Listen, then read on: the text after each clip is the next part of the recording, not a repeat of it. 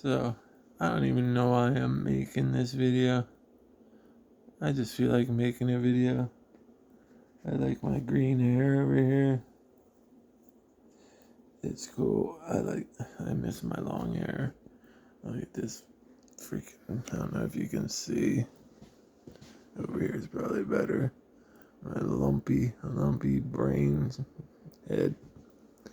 It's just my brain right here. It's getting old. I have a helmet I wear. I will show you because it's so freaking fashionable. It's all the craze this summer. Yeah. I have to go to the grocery store and everywhere with this, and whenever anybody comes over to do work on the house, like the guy brought the new hot water heater because ours broke immediately as soon as we moved in. It was just lukewarm at best. So he came in, and after 5 minutes, I'm like, I'm not wearing this helmet because I'm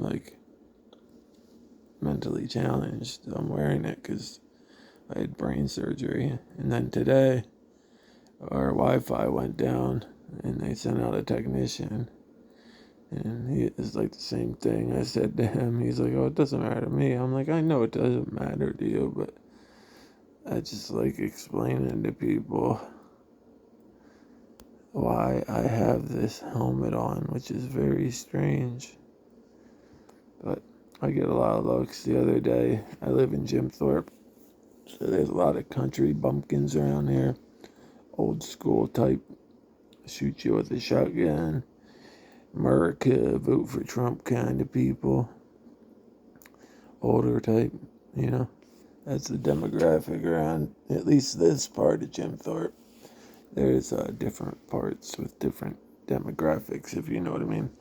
So I was in this local shopping center in the grocery store, and I'm just pushing my cart around, grabbing what I need, and I keep walking by the same old lady that's staring at me, not even just staring at me in a, I wonder what that's for, staring at me ugh. And it was 5 times she did it. And she wasn't the only one. Other people were staring at me, but not get out of the store. They were just like, what is that? So, nobody's around me, but I was like, hey, everybody, I know you're staring at me, but I had 3 brain surgeries, so maybe don't stare at me because it makes me feel uncomfortable. And then their employee came up to me and they're like, sir, you need to calm down, be quiet, or we'll have to call the police. And I was like, whatever, man, you can call the police. I was like, fuck this store anyway. I don't need to shop at your country bumpkin. Everything's outdated shithole of a store. I'll drive an extra 20 minutes to Walmart or Target. Give those assholes my money. Who cares? So, I've been doing my online business thing. And they keep track of your earnings on the website. And me and Kelly checked yesterday, and it was almost $1,450 that I made. Probably about 3 weeks. And I hadn't been making any money since I was in heart failure way back. I don't know when my heart failure started after the first surgery. That was probably 2015, 2016. So it's been a long time, long journey of, luckily my wife is a rock and supportive and never complains and just constantly eyes straight ahead. I'm going to do what I need to do, and I'm going to get this family going, and we're not going to, fall down. She's the only one working here, and she bought a house. She fucking bought a house by herself. I mean, we had help from her dad, her mom, and my parents, but she did all the hard work of, they gave her such a hard time of our parents donating money to us for a house for some reason. I think that's a common thing, especially for younger people. I'm not saying we're younger anymore, you know. I'm like 36 and Kelly's like 28. I'm 40 now. That's fucking disgusting.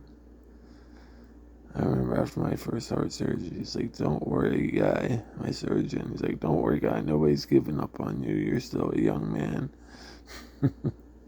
And that was 2013. So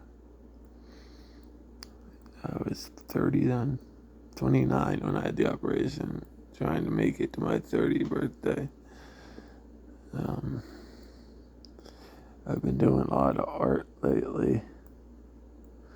I've been trying to learn calligraphy, which I find very intriguing, and just I've always been intrigued by writing, penmanship.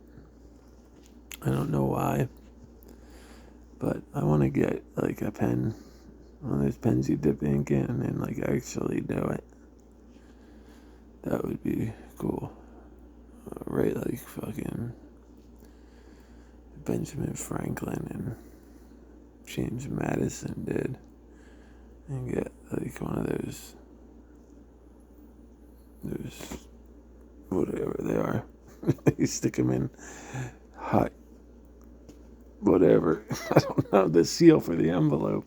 And so my brain's not working very well still. It really isn't. My short-term memory is so bad.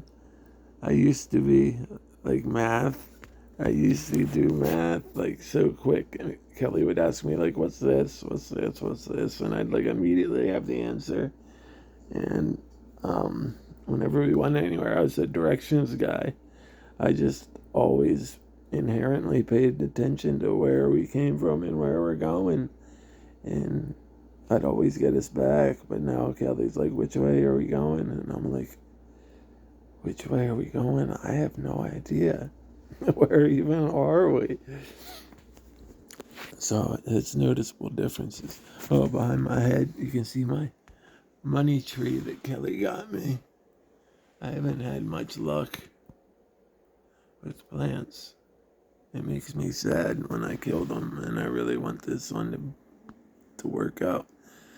It's good luck to have a money tree and keep it alive. It means you're gonna be rich. For sure. Another good thing is I made a group on Facebook Messenger of my group of friends from high school. My girlfriend from high school, my best friend, my two best friends from high school, one of their girlfriends, and one of the girlfriend's friends. So there's a group of like 5 or 6 of us, whatever that adds up to. I don't know. I have brain surgery. But we were all talking on Messenger last night about the good old carefree days, the summer of my life, you know, back when life was all about having fun and throwing parties and no worries, no bills, you know, no drugs. I smoke weed, but weed's not a drug. But our only worries were like when me or my girlfriend's parents were going away, so when we could throw the next party and who we were going to get to buy us alcohol. You know, and all the funny stories within those times from, 16 to 19, 20, 21 really. Because I remember having a party and my girlfriend's dad took me to the bar and drank me under the table. Yeah. But yeah, there's a lot of funny stories. My friends giving this girl my phone number that I really was not attracted to. And she's giving her my phone number and saying I had a crush on her. I was too shy to tell her. So that night, my mom's like, Ryan, Betty's on the phone for you. I'm like, Betty? And she was the only person I knew named Betty. And I was like, what? So I get on the phone and it's the Betty I thought it was. And she said, your friends told me you had a crush on me. And I was just calling to see if you wanted to go out sometime. And I wasn't mean about it. I mean, I was probably meaner about it then than I would be now. But in whatever way I said it, I said no. I have a girlfriend who, at the time, I was in love with and wanted to marry and eventually proposed to at the Outer Banks. That didn't work out so well. For a little bit, I guess technically we were engaged, although I didn't get a ring, but in our heads we were engaged. She was definitely my first love. I definitely still have love for her. She's a good person. I was just thinking about her and just those times. She's happily married now with kids, and that's awesome. I'm so happy for her. I'm glad that she got what she wanted out of life, and she's doing well and has a good job, and that's so cool. That's so cool. And my two friends are doing well. One of them's doing really well. He's working at a hospital, and he's qualified to be a dietitian. And he's doing good. He has a lot of options for his future. And my other friend's girlfriend, who was a big part of the group, she was funny. I always liked her. She was very funny. But she's met her person. And I think she's getting married, I think they plan on that. I think it's either official or assumed. But she's pregnant now, which is cool. She always deserved the best, too, because she was such an awesome person and so funny. And I always thought she was so beautiful, and I didn't understand why, guys weren't just throwing themselves at her. Big, tall, long-legged, beautiful woman. I never said this, but in like 9th grade, she was in a class with me, and I had a huge crush on her. But this is all anonymous, so it doesn't matter. Just story time. But yeah, I'm glad all of them. I don't really know where the other girl from our group is. I was friends with her on Facebook, and it seemed like she was doing really well, but she blocked me. It is what it is. I mean, you're free to block me if you want to. I used to post a lot of political stuff. I was a big safety net, government safety net, high taxes. It's a bad word, but Bernie Sanders guy. And some people, when they saw too much of that, would just block me and be like, that guy's annoying. I get it. Sometimes the people with Trump get a little bit annoying, but I'm not going to block them because of political stuff, but to each their own. Yeah, so with all my health issues, I can't tell you how good it was, if even just in text, to reconnect with those people, because those people were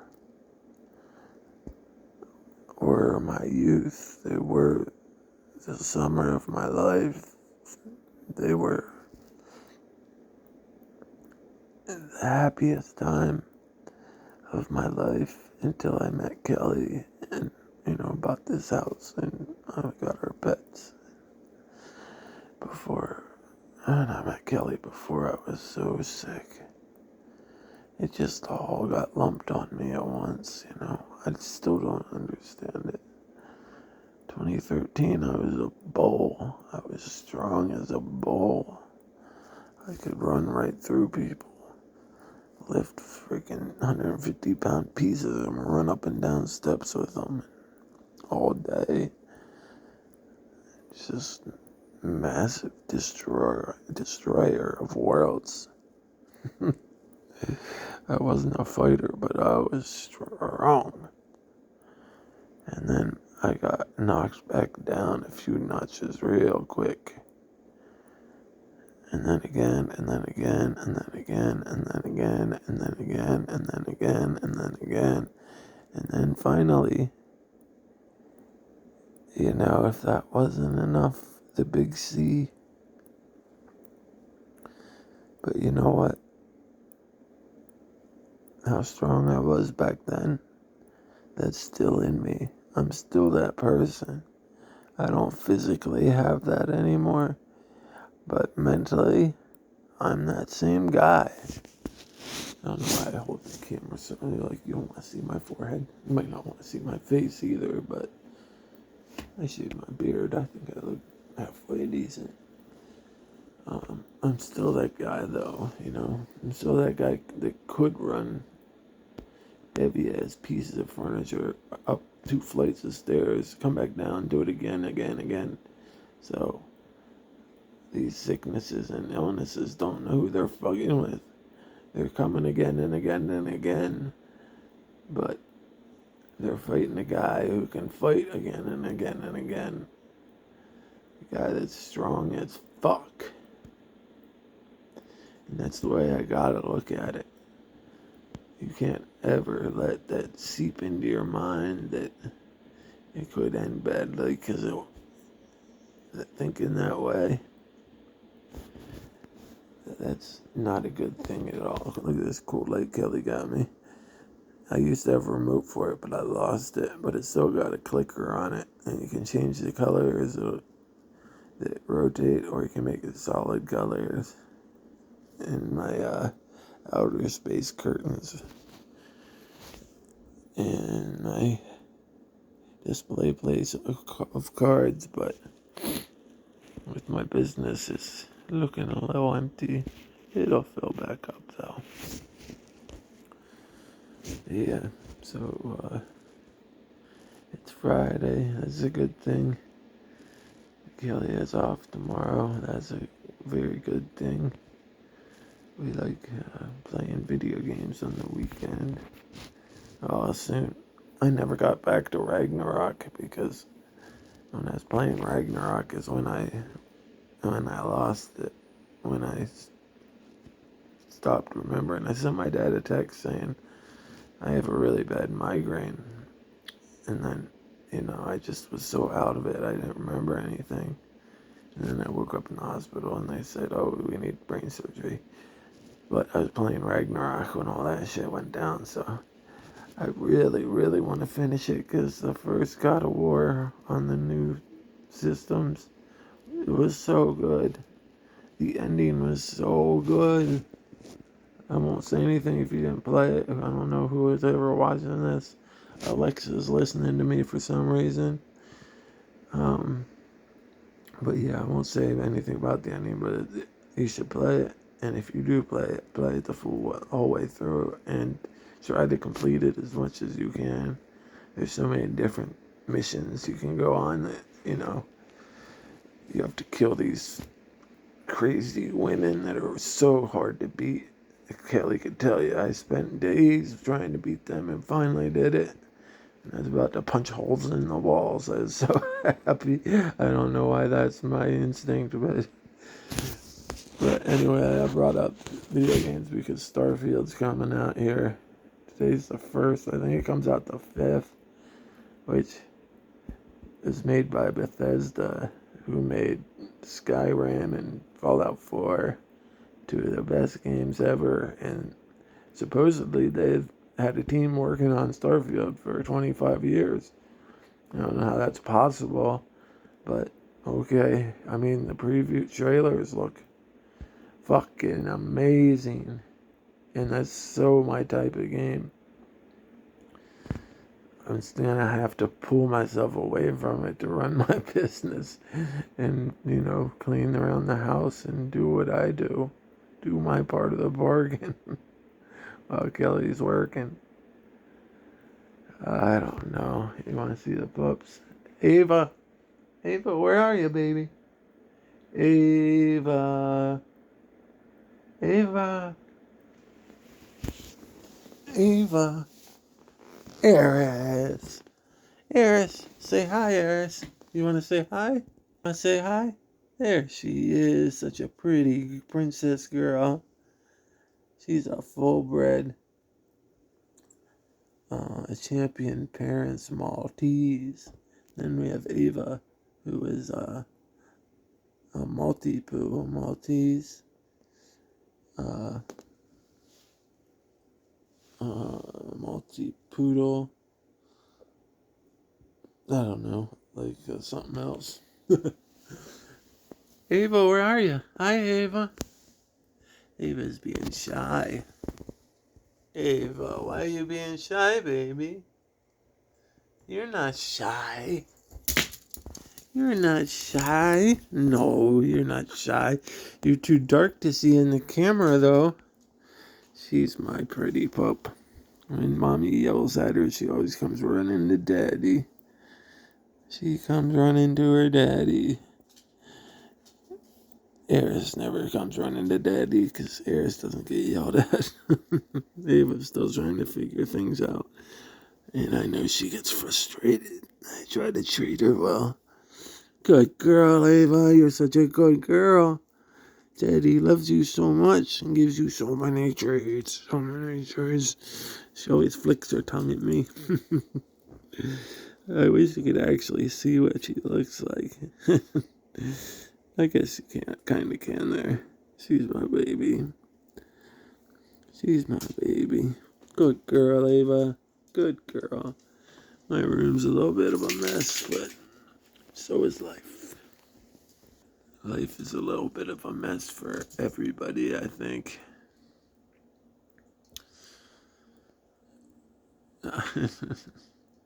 Sorry, I farted. It happens. I have colon cancer.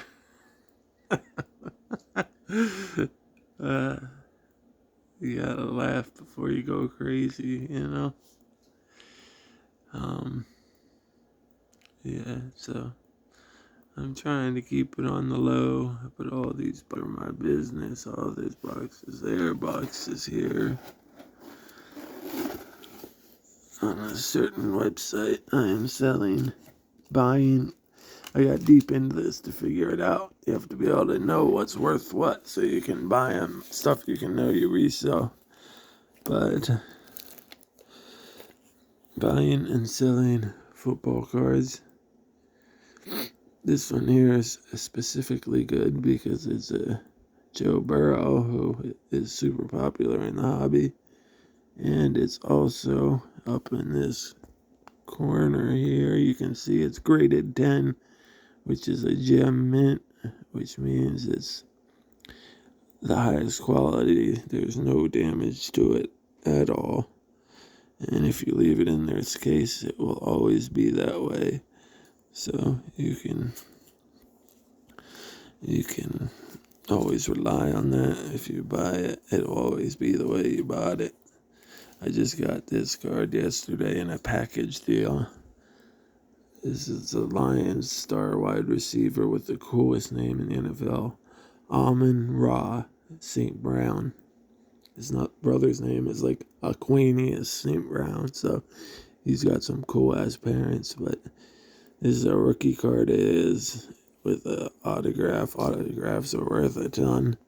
And it's numbered too. These cards, football cards, they're numbered. It'll be like, they only print like 100. So you'll get like 15 out of 100. And that makes it worth more money too. So that's it. And I started out, I had been just a collector, not just from when I was a kid. I've been collecting lately. And Eagle stuff, and mainly stuff I like. And when I was in the hospital, I'd buy cards, and waiting for them made the time more bearable. But all those cards I sold them all. This case, that case over there used to be full. Now it's got 6 cards in it. It used to have like 60. It used to be full, man. It kind of makes me sad. A little bit. Just a little bit. I'm waiting for cards to get delivered right now. I got a Devonta Smith downtown, which I'm sure none of you know what that is, but it's one of the most sought after cards in the hobby, and Devonta Smith is one of my favorite players. I'm sorry, I'm looking for my non-tobacco vape that keeps me sane, because the awesome thing that happened is Kelly quit smoking. And that's a huge deal, because she was a smoker. You know, on a bad day, 2 packs. On a good day, 1.5 packs. She was a smoker. You know, I was never that big into it. I could go a whole day without smoking. You know, I wouldn't even think about it. I smoked, but it was mainly like when I was out drinking, or after I ate food and I was with somebody that smoked. They'd be like, "You want to smoke a cigarette?" I'd be like, "Yeah." But if I was at home by myself, and if I was at a place where we didn't smoke inside, it didn't even bother me. I didn't smoke. And even on the bad days where I'm driving and I'm smoking a lot at work because I'm driving is a trigger for smoking. After every delivery, of course, you know, you're going to light up a cigarette, see where you're going next, and, you know, start driving. Even those days, I'd only smoke like a pack and a half at the very most on a bad day. But like Kelly, like every day, it's, you know, like 2 packs. She was scaring me. I was worried about her. I worry about her a lot. She worries about me a lot. It goes both ways. I hold the phone too close to my face. I suck at this. I wrote half a script for a YouTube video. I want to do YouTube videos on the NFL and, you know, some history on the NFL and different kinds of things. The first one I was going to do was the Panthers team that beat the Eagles in the NFC Championship game. I should have the year of that team in my mind, but I don't, because my memory sucks.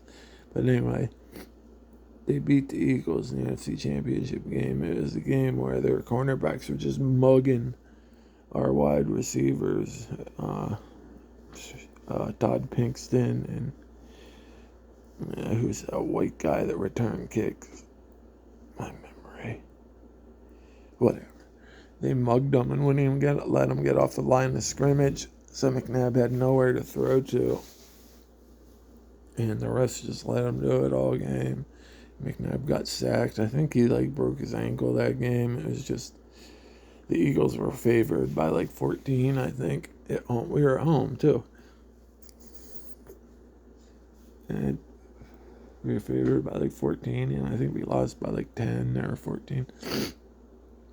But then they went on to lose to the Patriots by a field goal at the end. It was a close game. But I was writing the history of that Panthers team from the beginning, when they started as an expansion team, the expansion draft, their first real draft, their first free agency, how they got to be a team good enough to win their division, let alone good enough to win the entire conference. And so I'm probably more like 3/4 of the way done with that, and I'm gonna finish that up. That team's always been like a team that interests me for some reason. Their defensive line was dominating. There's guys on that team that people don't remember were on there, and they're just dominating players. Chris Jenkins, the defensive tackle, he was, a wrecking ball up the middle. He's like 340 pounds and quicker than a guy that was, 120 pounds off the line. He would just smash right through there and dominate and kill the quarterback. And then they had Kevin Green at linebacker, R.I.P., Hall of Famer Kevin Green, who was a terrific pass rusher. So you got those two guys. And then they had Bertrand Berry at defensive end, who, wasn't a Chris Jenkins or a Kevin Green, but he was above average, good, above average to good, 7 to 10 sacks on a good season kind of guy. And they had another defensive tackle next to Jenkins that was good too. And they had a secondary that they wouldn't just cheat every game like they did against the Eagles. Sometimes they could legitimately be good. They had some talent there, but they did mug the shit out of us. That NFC Championship game, that would have been a completely different game if they didn't hold our wide receivers to the line of scrimmage all game. Like, McNabb didn't have anybody to throw to. He had nobody to throw to. It was crazy. But then it was just a strangely built team. Their expansion, they have to be strangely built. They bring in a veteran, second string guy, been around the league, Jake Delhomme. They bring in the former number 1 overall pick wide receiver, Keyshawn Johnson. And he actually keeps quiet for one season. He's usually running his mouth, but he keeps quiet, and they did really well with him, obviously. James Thrash, that was the other Eagles wide receiver. Got mugged all game. And the guy that was mugging Pinkston, his name was something Manning Jr., not Peyton Manning Jr., like Eric Manning Jr. or something. I don't know. I can't expect me to remember that. But I'm going to do that team. And I don't know, I've been trying to think of the next team I want to do.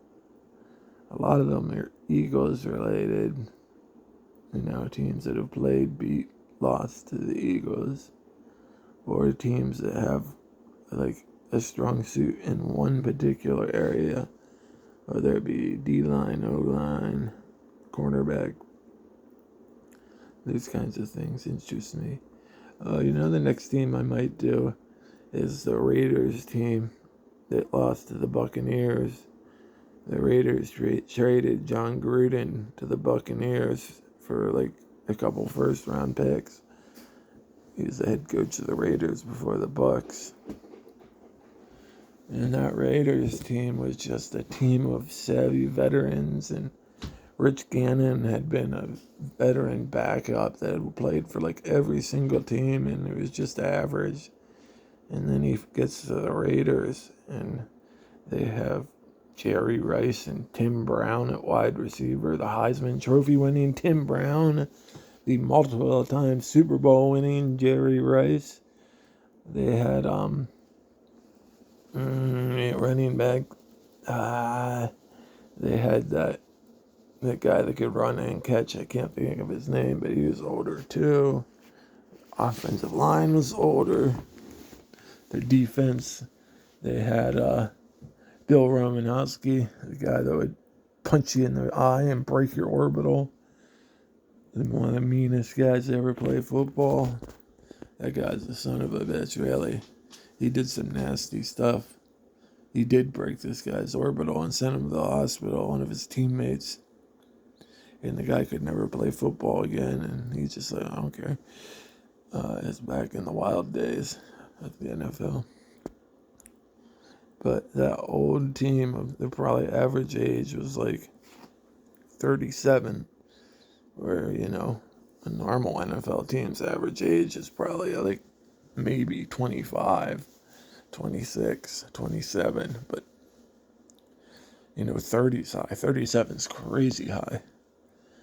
And that team, their offense was just running wild on everybody. I don't know how many people remember, but that was the team in the playoffs that the Tuck rule happened to. That's the team that lost to the Patriots because of the Tuck rule. In the snow and all that. And then the next year they came back. I don't think they played the Patriots the next year in the playoffs.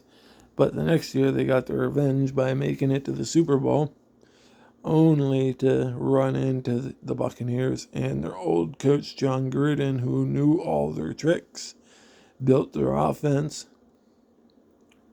and had a killer defense led by Hall of Famer Warren Sapp, one of the best outside linebackers ever, Derek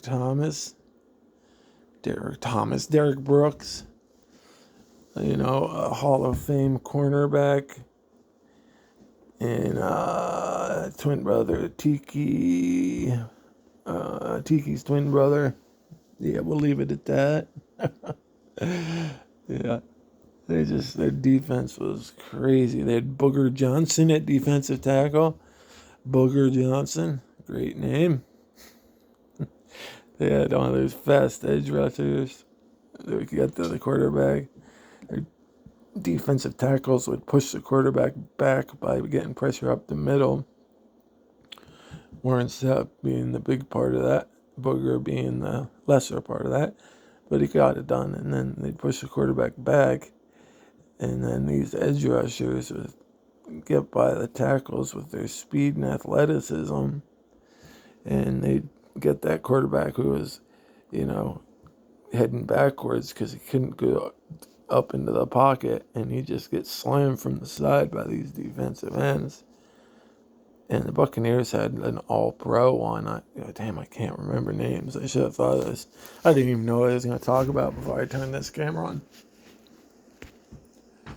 Yeah, but that Super Bowl then, it was a very intriguing matchup because of all the, Gruden versus his old team, the number one offense versus the number one defense, and all those things that seemed to line up to make a great matchup did not.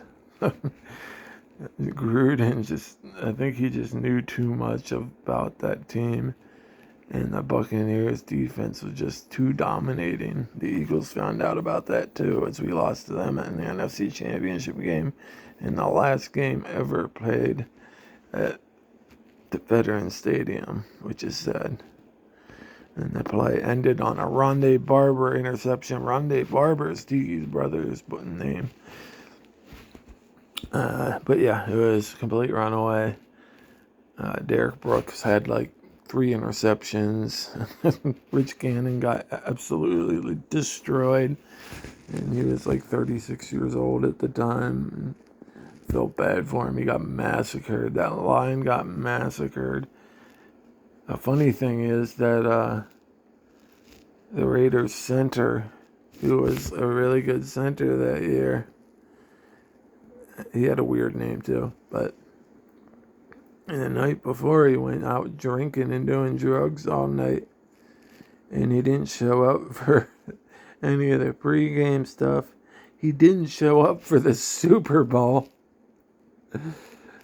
And he missed the Super Bowl. So, Rich Gannon not only had to deal with that pressure from that defense and the cornerbacks locking down all the receivers, he had to deal with a young guy. He's not used to snapping him the ball, and that's a connection you really have to be confident in. You have to be confident that the center is going to place the ball in the right spot where your hands are going to be, or there's going to be a lot of fumbles. And that probably happened that game. I don't remember. I just remember the center got drunk and high and got arrested and got kicked off the team. So yeah, that Raiders team might be the next one I do. I'm gonna write these scripts and I might read them because I like riffing, just going off the top. Or Kelly might read them because she's pretty good at sports, you know. She definitely. I mean, she watches football and all that. I don't know how much she remembers about the 2002 Raiders, but we'll see how it goes. I think I might read the first one, and then I got to figure out how to overlay like video and pictures over top of my voiceover, because it can't just be me and a black screen. Nobody's gonna watch that, you know. And I don't know how you do it. I guess NFL video you can post on YouTube without any worry of that legal notice they put before every game. I don't know, but it has to have video with it and all that, and definitely pictures. When I talk about Chris Jenkins, you can see his fucking big scary ass. He would fucking maul you in a fight. I don't care who you are. Yeah, I don't know. Yeah, maybe the Seahawks team that lost to the Steelers in the Super Bowl. I always liked that team. I like teams that have strengths in weird areas. The Seahawks offensive line was insane. Walter Jones may be the best left tackle ever. If he's a top 5, definitely. Steve Hutchinson might be the best left guard ever. Top 2, definitely. And then Sean Alexander would just run to the left. And he was a perfect running back for that team. And he would just slip through there and just zip. Out you go. 15 yards. Next play, zip. 15 yards. Next play, zip, zip. 15 yards. So, alright. I'll talk to you guys in a little bit. Next video. Kelly's calling me. Much love to you guys. See ya.